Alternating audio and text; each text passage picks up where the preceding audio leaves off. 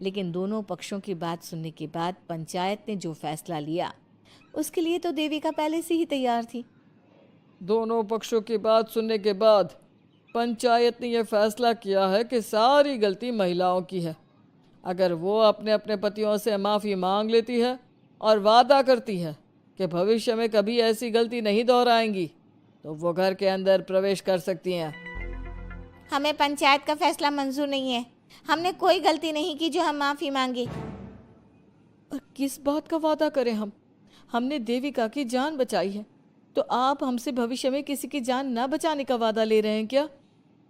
अगर तुम्हें पंचायत का फैसला मंजूर नहीं है तो तुम सबको घर में नहीं, पुरानी हवेली में रहना होगा, जो अब खंडहर बन चुकी है। यह खंडहर तुम्हारे घर के सामने ही है। सरपंच जी, आपका फैसला सही नहीं है।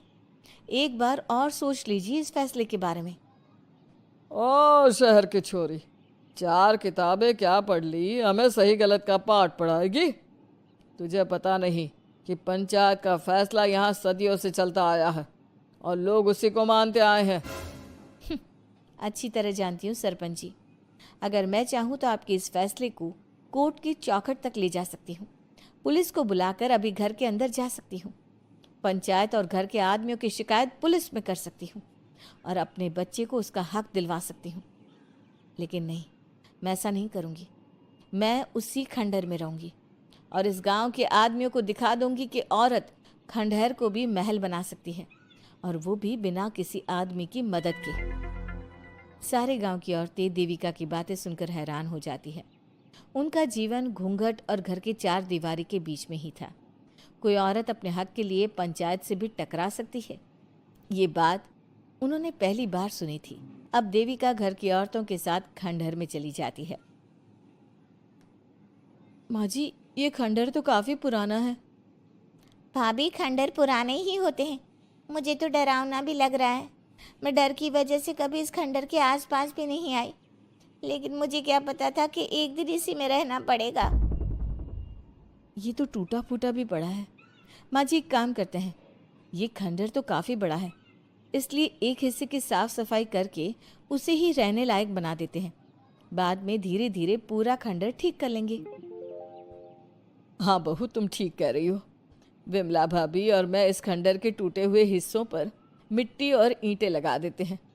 सुजाता और विना, तुम साफ सफाई कर लो। सभी औरतें मिलकर खंडहर के एक हिस्से को सुधारना शुरू कर देती है और काफ़ी देर तक मेहनत करने के बाद वो उस हिस्से को काफ़ी हद तक अच्छा कर लेती हैं। और इसी तरह रात हो जाती है। सभी औरतें बैठकर बात करती है। माँ, हमने इस खंडहर को घर तो बना दिया है, लेकिन ये घर चलेगा कैसे? हाँ माँ जी, मैं भी यही सोच रही हूँ। और हम सब तो बड़े हैं, गर्मी सर्दी भूख कुछ भी आसानी से बर्दाश्त कर सकते हैं। लेकिन देविका का बेटा बहुत छोटा है, उसे तो हमें अच्छी तरह से पालना होगा ना। मैं भी यही सोच रही हूँ कि आगे हमें क्या करना चाहिए। कम्मू और मैं मिलकर मिट्टी का चूल्हा और मिट्टी के बर्तन बना देते हैं। कुछ दिन के लिए खाने का इंतज़ाम भी हो जाएगा, क्योंकि यहाँ पर खेत और बाग बगीचे आसपास ही हैं, कहीं से कुछ भी ले सकते हैं। पहले आप मुझे ये बताइए कि आप सब लोगों को आता क्या है?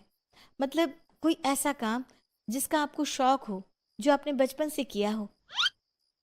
बहू, तेरे दिमाग में चल क्या रहा है? माँ जी, बहुत कुछ चल रहा है। बस अब हमारा सारा ध्यान इस बात पर होना चाहिए कि हम अपने लिए अच्छे से अच्छा क्या काम कर सकते हैं। आप सब हिम्मत से और समझदारी से काम लो, फिर देखना हम इस खंडहर को भी महल बना देंगे। इसके लिए सबसे पहले हमें आत्मनिर्भर बनना होगा।